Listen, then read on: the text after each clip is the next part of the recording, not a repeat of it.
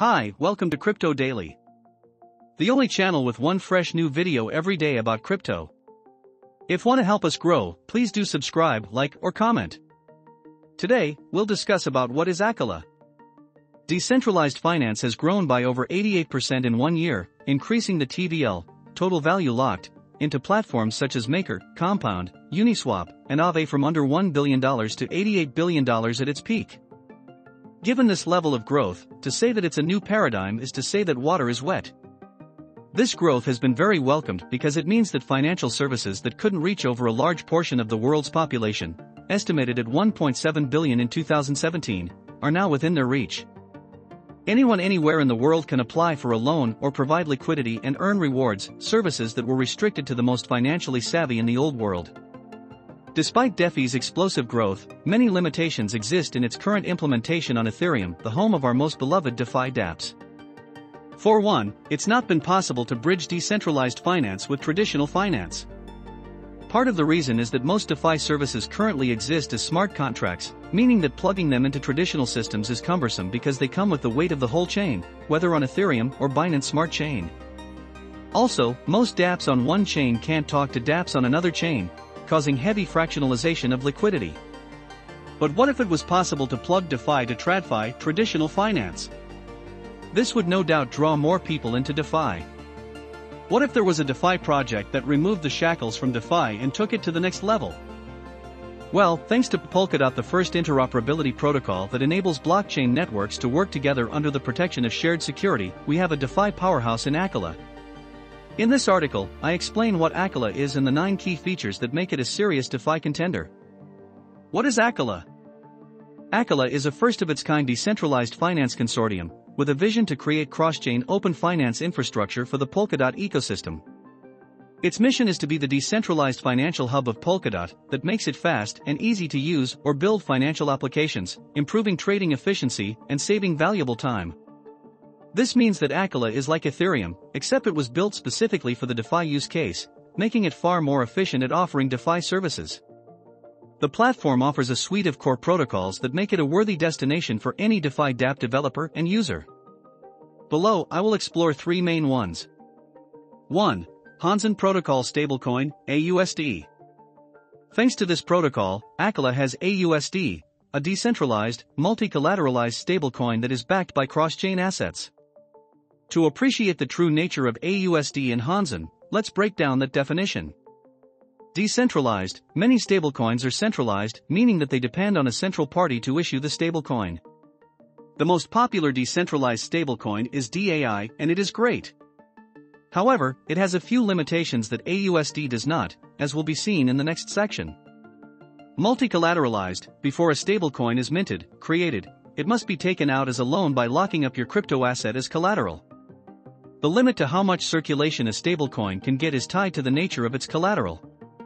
All the popular stablecoins can only be issued against a single collateral. In the case of USDT and DAI, only ETH is accepted as collateral to mint new stablecoins.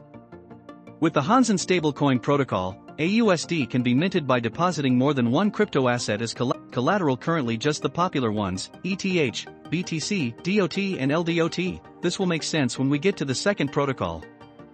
Thanks to the multi-collateral nature of the Hansen protocol, a much larger supply of AUSD can be minted. Backed by cross-chain assets, this follows directly from AUSD's multi-collateral nature. At every point in time, AUSD will be backed by the tokens of more than one popular blockchain. This offers a greater degree of economic security as the stablecoins will be secured by the economic powers of the Bitcoin, Ethereum, and Polkadot ecosystems, with more to be added in the future following a council vote. More on this later. 2. HOMA Protocol Staked Liquidity, LDOT. Every DOT token staked on Polkadot is locked to the relay chain and made unavailable for transfers or for use as collateral in taking out loans. To unstake the tokens takes a 28-day unbonding period. There are 2 main problems with this. 1. High level of capital inefficiency. All staked tokens are taken out of circulation and can't be used to spur the economic activity of the ecosystem, either by being used as collateral or XX. 2. Severe economic security risk. What happens when the APY, compounding interest on a locked deposit, either money or tokens, offered by certain DeFi products for loaning their DOT tokens discourages people from staking? This would greatly affect the security of the network as the total number of tokens staked could fall below 50%. In such a scenario, it would be easy for someone with a lot of DOT to take over the system. Acala's HOMA protocol is a perfect solution to this problem because it maximizes capital efficiency and user freedom. The HOMA protocol is a decentralized staking protocol that enables users to get the benefits of staking their DOT without losing their access to liquidity. Thus, instead of staking their DOT to the Polkadot relay chain, a user would stake their DOTs using the HOMA protocol and receive LDOTS, although not necessarily at a 1-to-1 ratio. The LDOT stands for liquid DOT, which the users are free to use either as collateral to take out stablecoin loans for transfers or swapping. When a user wants their DOT back, they can simply return the LDOT to the protocol and get their DOT plus its share of the staking rewards refunded to their wallet immediately, thus avoiding the 28-day unbonding period. 3. Acala Swap DEX. The Acala DEX is pretty similar to other swap-based decentralized exchanges like Uniswap and SushiSwap. Currently, its only function is 1. Enable users to swap tokens. 2. Enable users to earn fees for proving liquidity to the protocol. Although just a simple token swapping protocol, the Acala DEX enables an interesting key feature for Acala due to its being baked into the core protocol. Although these three protocols are great additions to the DeFi stack, they are not all that make Acala special. To further understand why Acala is a DeFi powerhouse, let's consider 9 key features it possesses, some of which are enabled by the protocols. 9 key features of Acala. 1. Shared security. Acala will launch on day 1 with a robust security infrastructure thanks to Polkadot's shared security model. To understand this model, let's turn to the Polkadot wiki. On a high level, shared security means that all parachains that are connected to the Polkadot relay chain by leasing a parachain slot will benefit from the economic security provided by the relay chain validators. The notion of shared security is different from interchain protocols that build on an architecture of bridges. For bridge protocols, each chain is considered sovereign and must maintain its own validator set and economic security. One concern in these protocols is on the point of scalability of security. For example, one suggestion to scale blockchains is that of scale by altcoins, which suggests that transaction volumes will filter down to lower market cap altcoins as the bigger ones fill their blocks. A major flaw in this idea is that the lower market cap coins will have less economic security attached and be easier to attack. A real-life example of a 51% attack occurred recently, Ethereum Classic attack on January 10, in which an unknown attacker double-spent 219_500 ETC, $1.1 million USD. This was followed by 2 more 51% attacks on ETC. With shared security, the power of one becomes the power of the many, thus reinforcing the power of the one. Thus, Acala doesn't need to worry about growing its own set of validators and nominators, saving it a lot of headache and uncertainty. Any Acala competitor who doesn't exist on Polkadot will not have this advantage, and will need to painstakingly build out and secure their economic security. 2. Cross-chain token transfers. Thanks to its deployment on Polkadot, Acala possesses true interoperability with almost every blockchain. First of all, every Layer 1 blockchain, parachain, on Polkadot can communicate with each other seamlessly, facilitated by the shared security of the Polkadot relay chain. Token transfers, contract calls, and data transfers can be initiated from one blockchain to the next. For blockchains not part of the Polkadot ecosystem, like Ethereum and Bitcoin, Acala can make transfers using bridges, blockchains that connect other blockchains. Thus, a user on Acala is essentially connected to the whole blockchain ecosystem, far more than a user on Ethereum or Binance Smart Chain for instance. 3. Bring your gas. It is weird when you want to swap token A for token B, but have to pay gas in token C that you don't own. You're forced to buy token C because the protocol can only receive gas fees in one token. No one likes this experience, and so it's great that Acala has found a glorious solution. Bring Your Gas allows you to pay transaction fees in any token you own. This is made possible thanks to the Acala DEX, which swaps to ACA, Acala token, every non-ACA token behind the scenes. Such innovation is possible thanks to having a DeFi-optimized blockchain that prioritizes the user experience over token maximalism. 4. Full EVM compatibility. This makes it possible for any Solidity smart contract to migrate from Ethereum with little to no changes. Thus far, Ampleforth, a DeFi building block, has already worked on an Acala deployment of their smart contract. This feature will surely draw more high-quality innovation from the Ethereum developer community to Acala and Polkadot.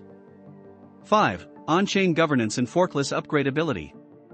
In the old days, to upgrade the runtime of a blockchain meant forking it, meaning a split of the old network into two, thus weakening the overall security of the system. But thankfully, that's in the past, at least in relation to Acala. Acala was built using the Substrate framework, which enables blockchains to have an on-chain governance process for raising issues, directing the network, and resolving disputes. Also enabled by the Substrate framework is the ideal of seamless upgradability that renders forks a thing of the past. In this way, the blockchain will update just like your phone app updates seamlessly. With on-chain governance and seamless upgradability, it is easier to steer the network in any new direction, making Acala as future-proof as can be. 6. Decentralized Sovereign Wealth Fund, DSWF. Many DeFi projects today choose to burn the fees generated by their protocols in a bid to increase the value of their token by removing some from the supply. But this doesn't create any real value. An alternative that was not possible until Substrate has been adopted by Acala. Sovereign wealth funds are state funds that often have a collection of foreign currencies, as well as other assets like precious metals, equities, bonds, and real estate. A government-run investment fund seems ripe for corruption and mismanagement.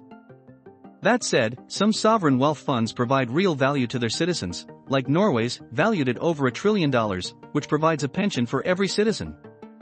Acala's DSWF provides a vehicle to deliver value to itself and its citizens, but with the transparency and strict adherence to formal logic that blockchain allows. The idea is that rather than burn fees generated by its core protocols, which is the style chosen by many DeFi projects, Acala sends all these fees to the DSWF, which is owned by the Acala network, meaning all token holders. Through the DSWF and governance, Acala will become an economic and political, decision-making and execution, sovereign entity. It will pioneer a new way of DAO 3.0.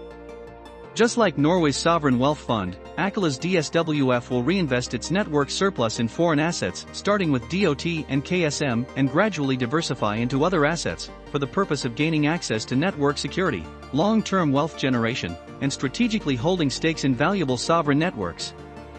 ACA holders not only collectively own the DSWF, but also can collectively decide how to deploy the DSWF.